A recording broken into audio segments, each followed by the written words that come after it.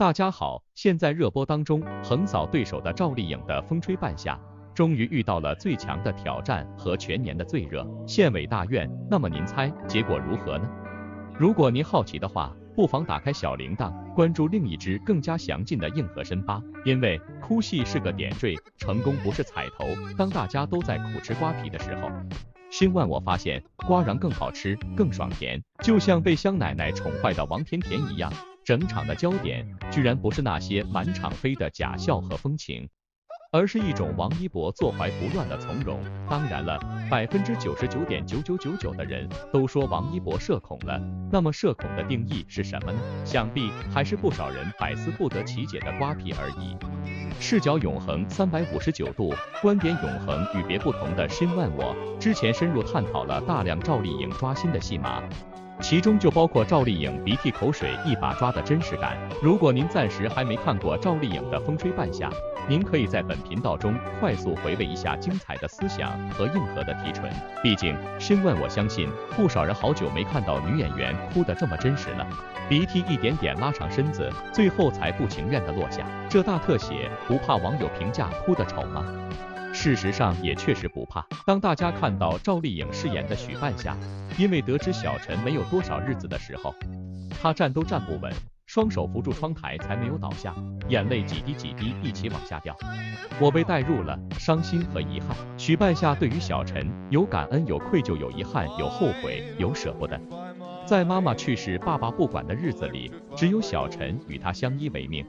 但因为本来就有血液病，再加上在污染的环境中工作，叠加操心、费神、挨打，他没有多少时间了。这段显然赵丽颖已经进入角色，观众看不到任何演技方面的动作设计，全是真情流露。不得不说，在85花中，赵丽颖的演技是有目共睹的。通过花开半夏，她再次圈粉。抛开这些情绪大的戏份不说，其实没有台词的戏份更难。比如之前许半夏从国外进口废钢遭遇价格暴跌，她挺着但面如死灰，为何她能挺着不卖？代价是小童连轴转拉沙子赚钱出了车祸，小陈点头哈腰应付一屋子讨债人还要被打，赵磊维护自己被公司打压降职，他压力大到极点。看赵丽颖饰演这个时期许半夏，空洞的眼神，随时可能垮掉的身子，我觉得这就是人生至暗时刻最好的诠释。当然，这部剧没有磨皮和滤镜，皮肤状态也很真实。当然了，许老板明媚起来那绝对是一朵花，倔强又美丽，发量更是让人羡慕。视角永恒359度，观点永恒与别不同的新万我只想说，专心搞事业的赵丽颖就是最好的赵丽颖。因为她的代入感已经不是胶原蛋白支撑起来的傻白天真和逗趣灵性了，而是眼神杀、演技杀支撑起来的荆棘道路和年轮沉淀。新万我说过，每个人进入到一个特定年龄阶段的时候，都会产生出树干一样的思想年轮出来，这是时间的馈赠，也是人生的财富。头脑清醒的人利用好了，就是开挂的野蛮生长，也是懂政治讲政治的风吹半夏。对于王炸弟弟王一博而言，电影路是不错的选项。名人圈同样是年轮的厚爱和努力的馈赠。临近年底，很多明星们开始陆陆续续结束手头的影视剧拍摄工作，加入到年底的各种颁奖典礼以及晚会的准备活动当中。好久不见出席时尚场合的王一博，前几天他还出现在乌镇的戏剧节上，不过因为是私人行程，所以没有更多的图曝光。现在王一博终于出现在了香奈儿的晚宴活动上面，让很多粉丝惊喜不已。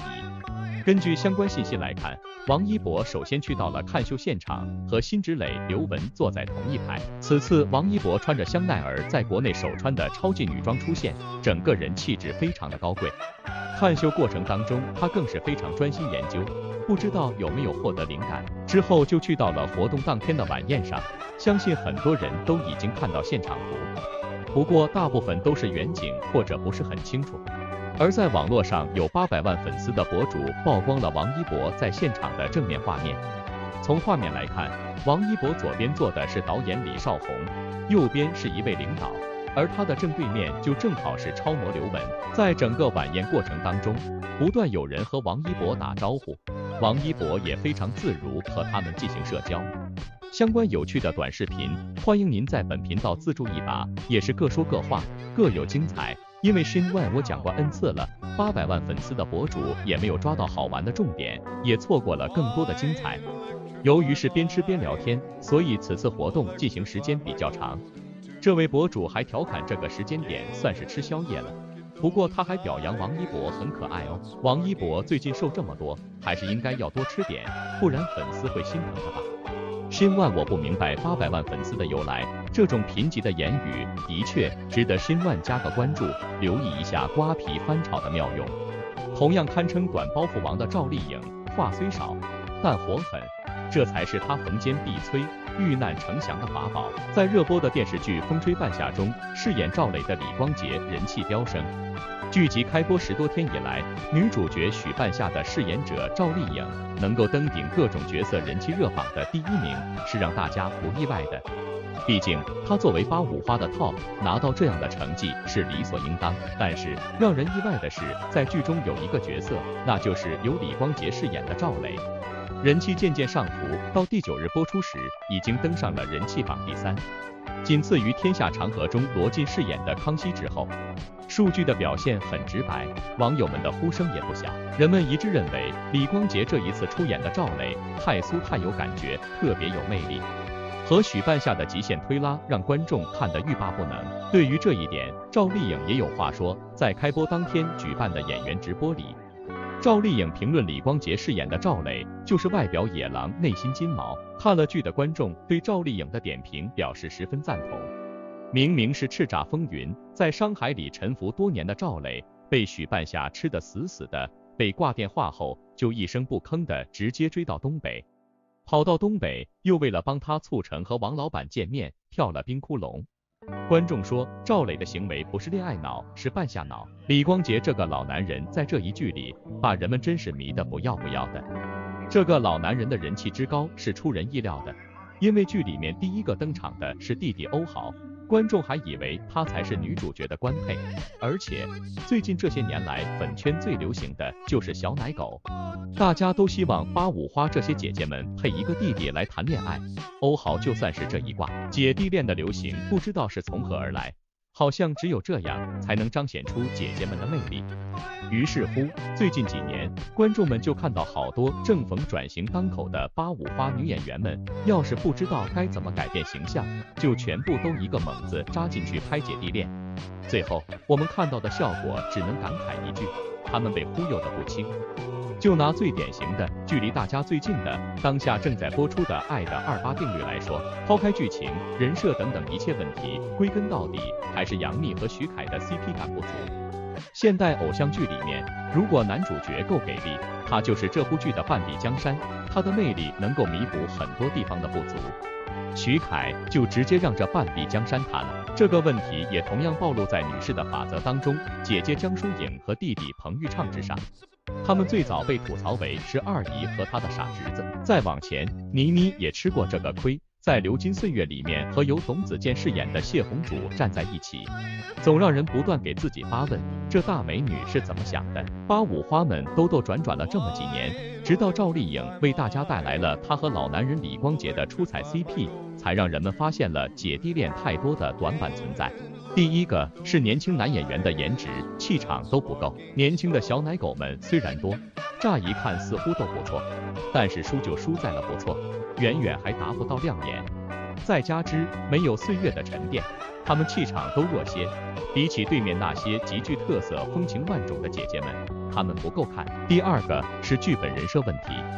弟弟主动，姐姐心动成了姐弟恋里的必要准则。可是为了体现这一点，要么编剧偷懒，直接把男女的行为对调，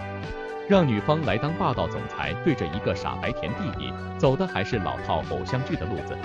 试问，一个或者历尽千帆，或者看淡一切的熟女，为什么会喜欢一个弱智男人呢？要么编剧还愿意写实，琢磨了一下社会上喜欢姐姐的弟弟都是什么人，然后观众就看到了喜欢姐姐的弟弟多是妈宝男，最后就变成了把姐姐气个半死，让观众气得吐血的剧情。赵丽颖和李光洁的成功，无疑是让同龄小花羡慕的。申万我相信，下一波的合作和测试当中，这个鬼聪明的赵丽颖肯定又会一头又扎进另外一个无名的圈子当中去试水、去挑战了。因为尝试百草才有神农，这是老祖宗的千年智慧。大地的女儿赵丽颖注定是明明白白的，视角永恒359度，观点永恒与别不同的申万我的眼里。这种尝试百草的精神和逆水行舟的信念是相通的，就好像谁是凶手的深渊眼神杀之后，幸福到万家的土渣眼神杀进入到了另外一个时代刚需的 level。结果这次时间不好的风吹半夏，居然又拉开了绝地眼神杀，每套不同版本的眼神杀，就是赵丽颖的试错和逆水的行舟。毕竟社会主义的娱乐圈，百变不是说说而已，而是要印在观众的心板上的无法磨灭的记忆。这就像高奢圈的代表、精英圈的爱豆王一博一样，大家印在心板，无法磨灭的是他的颜和他的酷。至于他背后的乐华公司，已经被观众的潜意识改名了。有时候，一个艺人真正红起来，就是在各大节目中明明没有出现，可到处都是他的姓名。虽然王一博早就红的不是一星半点儿了，可被其他艺人 Q 和被自家公司艺人 Q 对于粉丝们来说还是有区别的。章子怡老师在采访时说自己一家都爱看街舞，而这就是街舞在他嘴里又名王一博的那个街舞节目。可见即使是在娱乐圈中，王一博已然可以优先与节目名了。而对于娱乐圈的艺人或者路人来说，乐华娱乐又名王一博的那个公司，当内娱所有经纪公司大团建弄了个名为为了我们的荣耀的综艺，一堆经纪公司没有名气的小艺人组合在一起，颇有种矮子里挑将军的意味。说实话，这个节目除了他们自己的少数粉丝以外，看的人确实不多，网友们对于他们依旧是不认识的状态。但毕竟都是出自内娱有名的经纪公司，当其他艺人面对乐华的艺人时，说的是那王一博的事吧，而乐华的艺人也是高声大喊对，我们王一博公司。说实话，杜华你要不要反思一下，为什么别人脱口而出与乐华有关的不是你了呢？而在乐华艺人询问对方公司老爸认不认识王一博时，老板一脸笑意的将自己手中的肯德基桶转了转，上面正是有王一博的广告图。仅仅是看到印在桶上的王一博，那群小姑娘也是直接站好，嘴里1、2、3，王老师好，并且还鞠了个躬。看到这样一幕，王一博的粉丝们真有种说不出来的感觉。不知从何时开始，王一博已经成为乐华娱乐的一个招牌，提他的名字已经可以让人瞬间联想到他的公司，甚至于乐华公司旗下艺人可以拿着王一博的名字来社交了。与乐华艺人无脑改编王一博的无感不同，那是非要拿着自己窄小的知识点去挑战改编一首与自己毫无关联的歌曲，完全是为了蹭王一博热度，还非得要说着致敬。这一次乐华旗下的艺人说起王一博，只是因为王一博的确是乐华的招牌，不提他根本不可能与对方公司老板有交流。如果非要说乐华是王一博的公司，其实也没什么问题，只不过王一博没有公司里的任何权利，依旧只是个签约艺人罢了。可这个拿着分成的签约艺人是养大了杜华胃口，让他有信心拿着招股书上市的人。乐华的经济太过于依赖头部艺人了，80%以上的收入皆由头部艺人创收。乐华的头部艺人是谁？王一博，3年为公司带来10.83亿的收入，天天泡剧组、跑商务，这就是顶流王一博的生活。而老板杜华这是在网上领着新签的小鲜肉，卖着面膜，联合其他公司老板送他们去综艺节目。不夸张地说，乐华旗下艺人的工资都是王一博赚来的。当看到王一博时，鞠个躬倒也合情合理，毕竟这可是整个公司的财神爷啊。当然了，在视角永恒359度，观点永恒与别不同的申万我的眼里，在这个风雨飘摇的娱乐圈混，无论杜华那个公司还是王一博那个公司，大家都是一个公司，保持时刻的清醒，主宰最强的话术，才能在风雨之中屹立不倒。无论2021年的粉皂事件，还是2022年的乌镇事件，一荣俱荣，一损俱损，来不得半点的疏忽大意。如果有风向不断挑拨王一博与母公司的关系，其实也是值得注意的，因为外乱内乱都是乱。正确押稿得平安，询问我的这番胡思乱想，您说对不？